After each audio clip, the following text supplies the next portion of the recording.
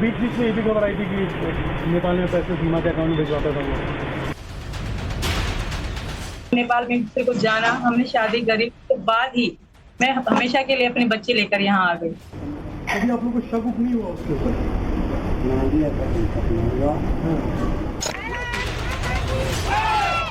मैं यहाँ से गई ना तो मेरी लाश जाएगी मेरे बच्चों के साथ, जिंदा सीमा हिंदुस्तान से नहीं जाएगी और ये मैं अपनी मोहब्बत दिखा के रहूंगी। आधार कार्ड भी दिया था उसने? ये तो पता नहीं क्या लौंडे ने दिया। मोदी जी और अपने वकील साहब पे पूरा भरोसा है, मैं गलत नहीं हूँ, मुझे विश्वास है। मैं यहाँ बैठी हूँ एक विश्वास के साथ बैठी हूँ कि मैं गलत नहीं हूँ।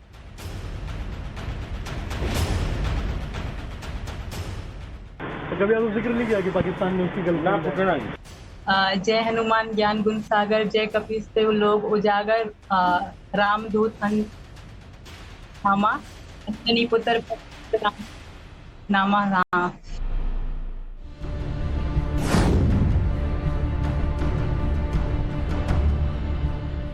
सीमा को हिंदुस्तान में 3 महीने पूरे हो चुके हैं। इन्वेस्टिगेशन ऑन है, जासूसी एंगल पर फाइनल रिपोर्ट आने वाली है। लेकिन सीमा सनातनी कहां बनी, नेपाल या नोएडा में? नेपाल में सीमा से सचिन मिला तो पैसे कहां से आए? आज इसी का खुलासा आपके सामने करेंगे।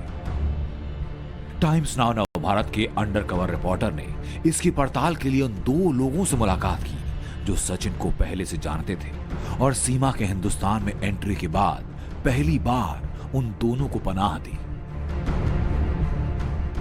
हमारे हिडन कैमरे पर सचिन के दुकान मालिक हरिओम ने वो बातें बताई जो इशारा करती हैं कि सचिन ने सीमा के इशारे पर वो कदम उठाया जिसके पीछे बहुत पुख्ता प्लानिंग थी।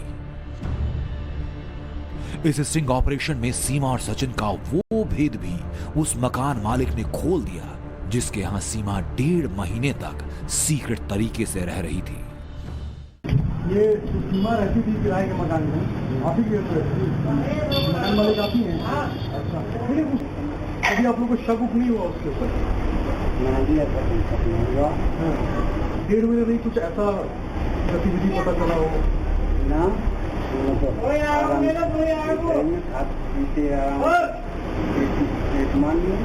आराम से कभी कोई ऐसा बात बोली हो ना?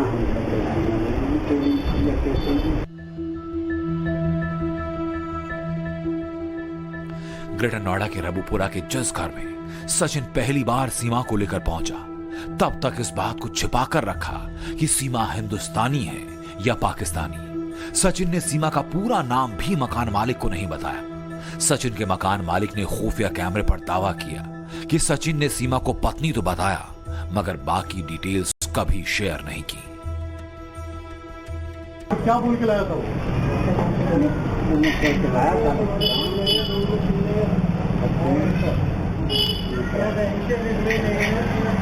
आप लोगों ने पूछा नहीं कि कितने बड़े बच्चे हो गए, शादी कब किया तूने? मैंने ये सवाल नहीं किया, मैंने कोई आने के लिए ना खराब। ग्रेटर नोएडा में खुद का घर होने के बावजूद भी सचिन किराए के मकान में क्यों रहा, ये सीक्रेट सचिन ने कभी उजागर नहीं होने दिया। और फिर अचानक क्यों किराए के घर से चले गए, इस थ्योरी पर अभी तक सस्पेंस है। यह अलग बात है कि मकान मालिक ने सचिन का आधार कार्ड देखकर भरोसा कर लिया और सीमा के आधार कार्ड को लेकर सवाल नहीं किए। आधार कार्ड भी दिया था उसने? ये तो पता नहीं क्या लौंडे ने दिया। यहाँ कर देती तो लौंडे लड़के ना आधार कार्ड लौंडे का लौंडे ने उनने यही के दिया, वो यहाँ रहेगा तो यही के दिया। लड़की का नहीं दिया? लड़की को पता नहीं तो मालिक का।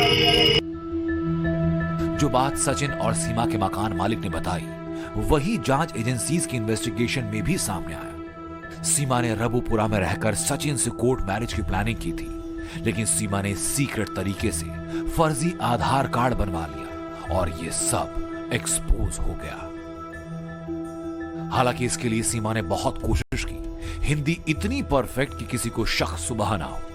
मकान मालिक का दावा ये कि सीमा जिस तरह से रही उसे लगता है कि उसने माहौल में घुलने मिलने की प्रैक्टिस काफी पहले से की हो। हिंदी बोलती थी? हाँ हिंदी बोले। अरे आराम से। हाँ हिंदी बोले। तो इंग्लिश थोड़ी या कैसे इंग्लिश में बोलती थी ना, हिंदी बोले। आराम से बात करते थे। आराम से करे। कभी शक वक आप लोगों को कभी नहीं हुआ? ना कैसा ही करना। बच्चों के साथ खेलती थी? बच्चे हैं 5 बच्चे मिलते हैं, 3 छोटे हैं। उनके साथ सब उनके बच्चे खेलते थे? हाँ कभी पता ही नहीं कि पाकिस्तान ना ये पता ही ना। रबुपुरा के मकान मालिक ने जो बातें बताई वो सीमा के हिंदुस्तान में रहकर प्लानिंग से जुड़ी हैं। लेकिन सीमा जब हिंदुस्तान में एंट्री चाहती थी तो क्या इसकी जानकारी सचिन के अलावा किसी और को थी? ये जानने के लिए हम हरिओम से मिले। हरिओम वही दुकानदार जिनके यहां सचिन ने 2 साल तक नौकरी की। हमारे खुफिया कैमरे पर इन्होंने खुलासा किया कि सचिन कब से पबजी खेलने लगा और कैसे सीमा से नजदीकियां बढ़ा ली। इसकी भनक उसने किसी को लगने नहीं दी। ये दुकान पबजी खेलता था कि नहीं? मुझे जान करना है, अंदर बैठे हो। अच्छा, अब अंदर क्या कर रहा हूँ मुझे क्या जानते हैं? ये मालिक भी बैठे हैं, क्या कर रहा है किसको बताए? सही बात है, वही चीज। अब तो स्टार बन गया है आप लोग के गांव का। सैलरी कितनी देती है? 10,000 रुपये महीने की। तो उसके बीच में आपको पैसे इससे मांगा रहे हैं? 10,000 की तनख्वाह और सरहद पार बैठी सीमा से इजहार मोहब्बत। सवाल ये कि क्या सचिन ने वही बातें अब तक बताई जो सीमा ने उसे समझाया है? क्योंकि सीमा के सामने न तो सचिन बहुत बोलता है, ना ही जीने मरने के अलावा कुछ और बताता है। दुकानदार हरिओम का दावा कि सचिन ने उससे पूर्णागिरी जाने के लिए कुछ दिनों की छुट्टी ली, मगर नेपाल पहुंच जाएगा ऐसा कभी सोचा नहीं था। ये बात चल रही थी कि नेपाल गया था तो पैसे उसके हाथ से लेके गया था।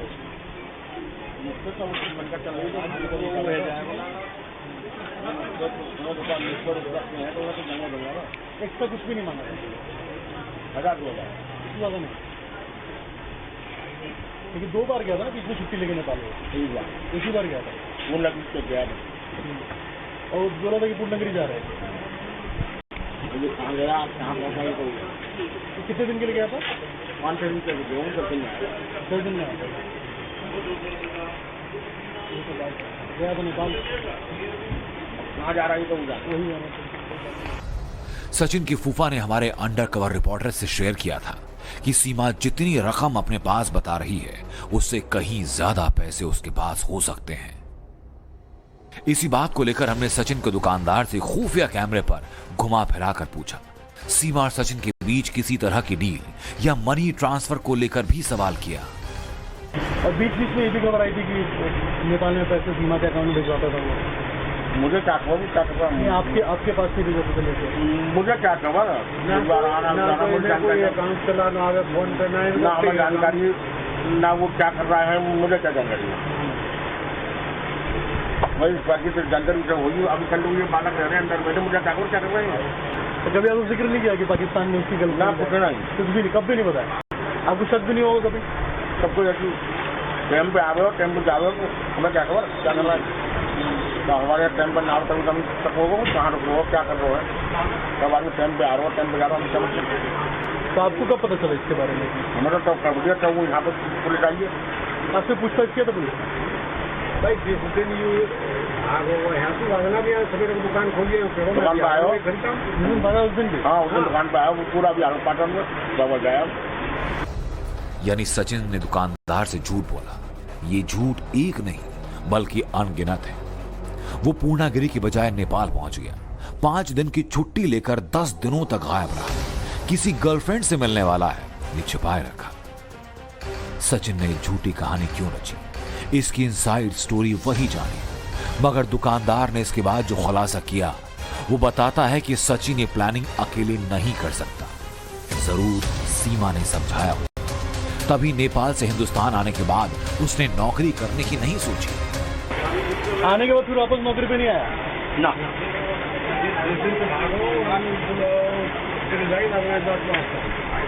और सोचिए 1 महीना तक वो यहीं पे रहा था, उसको रख के, सीमा को रख के 1 महीना तक। उसके बीच में भी आपको भनक नहीं लगेगी। सब जाके घर में रहो तो ये जानकारी ना है तो हमें क्या खबर पड़ती? हम तो नहीं बैठे। सही बात है, काम कर ही रहा था अपना। टाइम पे आवे, टाइम पे बजाओ, तो जाके घर में रही है, भाई ये जानकारी ना हम तो बहुत दूर है।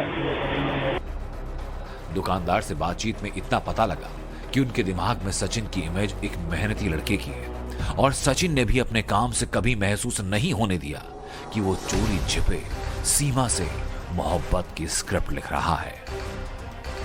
अब सच सामने आया तो पड़ोसी भी चाहते हैं कि जांच एजेंसी फाइनल डिसीजन पर पहुंचे, चाहे इसके लिए लाई डिटेक्टर टेस्ट की ही जरूरत क्यों ना हो।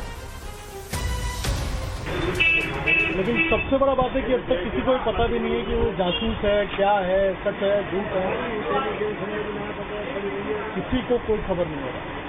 ये तो उनकी बात कर रहा है तो उनका काम है गवर्नमेंट का जांच करनी है, उनका हफ्ता दिन अपना हो जाएगी ताकि लगता है।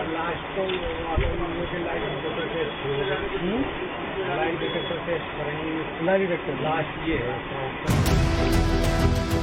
सचिन सीमा से मिलने के लिए 2 बार नेपाल गया और दोनों ही बार का खर्च उसने अपनी जेब से उठाया।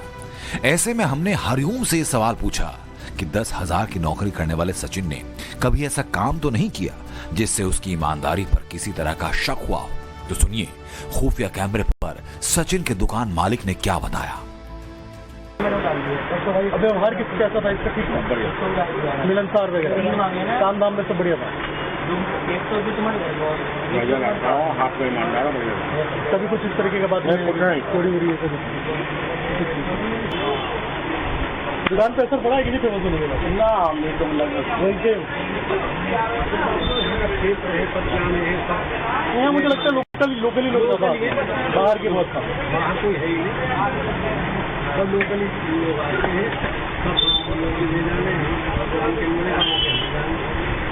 लेकिन सोचिए कि एक लड़का इतने दिन तक लोगों को चराते रह गया और गांव के लोगों को भनक नहीं लगी, किसी को पता था किस मकान में रह रहा था, वो वही बात है ना। 1 महीने तक सोचिए, 1.5 महीना किसी को भनक तक नहीं लगा। जो मैंने सुनी वो आई हुई है, मेरे में तो डाली है। सीमा को जांच एजेंसी से क्लीन चिट का इंतजार है, साथ ही इंतजार इस सवाल के जवाब का भी कि सीमा पाकिस्तानी होते हुए इतनी शुद्ध हिंदी कैसे बोल लेती है। इसलिए सचिन के दुकान मालिक ने हमारे खुफिया कैमरे पर गंभीर सवाल उठाए। गांव की कोई महिला इतनी तेज हो सकती है हमारे आपके घर की कि बॉर्डर पार करके इतना दिमाग लगा के 4 बच्चों ने गलत तरीके से आई है, आदमी 4 बच्चों में दवाई ले गई है, नेपाल आई है, नेपाल से भारत आई है। अगर हम हमारे संग 2 बालक हो, हम तो यहाँ के लेके प्रेसिडेंट से आना जाए। बिल्कुल बिल्कुल बड़ा सवाल है ये। रबुपुरा के लोग कैमरे पर भले ही सीमा का सपोर्ट करते हो, लेकिन खुफिया कैमरे पर वो सच सामने आ गया। सीमा के हिंदुस्तानी लुक, परफेक्ट हिंदी और हिंदू रीति रिवाजों को लेकर अब लोगों के जहन में अनगिनत सवाल हैं। और दूसरा एकदम अब क्या हकीकत है, क्या है, ये तो इस पर जाने और दूसरा इतने अच्छे से हिंदी बोलना, पाकिस्तान के लड़की को अंग्रेजी बोलना, जो 5वीं फेल है, गाने जब कर रहे हो तो खा रहे हो, तो बाद में वही पूछ रहे कि हिंदी कैसे अच्छी बोलती है, बताइए। आम आदमी नहीं बोल पाता। आप है, आपकी भी हिंदी में यहाँ का टोन आ रहा है, रबुपुरा का टोन आ रहा है, पश्चिमी यूपी का टोन आ रहा है, मेरी हिंदी में आ जाता थोड़ा भोजपुरी टोन आ जाता है, लेकिन उसकी हिंदी एकदम शुद्ध, इतना प्योर भाई कैसे, तो सोचने वाली बात है, या तो जीनियस है। क्या करेंगे, जांच एजेंसी अपना काम कर रही है, वो अपना काम कर रही है, जो हकीकत हुई ज्यादा काम है। इन सब के बीच सीमा की अपनी थियरी है, उसकी अपनी दलील है। वो एक बार फिर नवभारत के कैमरे पर सामने आई। सीमा ने हिंदुस्तान आने से लेकर अपनी फ्यूचर प्लानिंग को खुलकर बताया। पहले हम नेपाल में किसी को जाना, हमने शादी करी, तो बाद ही मैं हमेशा के लिए अपने बच्चे लेकर यहाँ आ गई। मैं यहाँ से गई ना तो मेरी लाश जाएगी मेरे बच्चों के साथ, जिंदा सीमा हिंदुस्तान से नहीं जाएगी, और ये मैं अपनी मोहब्बत दिखा के रहूंगी। मुझे योगी जी, मोदी जी और अपने वकील साहब पे पूरा भरोसा है।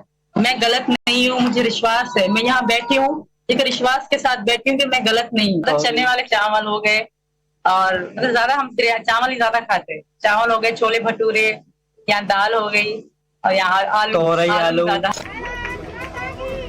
सीमा सचिन के मुताबिक उनकी कहानी में लव एंगल है, लेकिन जांच एजेंसीज कानून के मुताबिक एक्शन लेने वाली हैं और सीमा वेट एंड वॉच में है, हालांकि उससे पहले अपने हिंदुस्तानी बनने का सबूत दे रही है।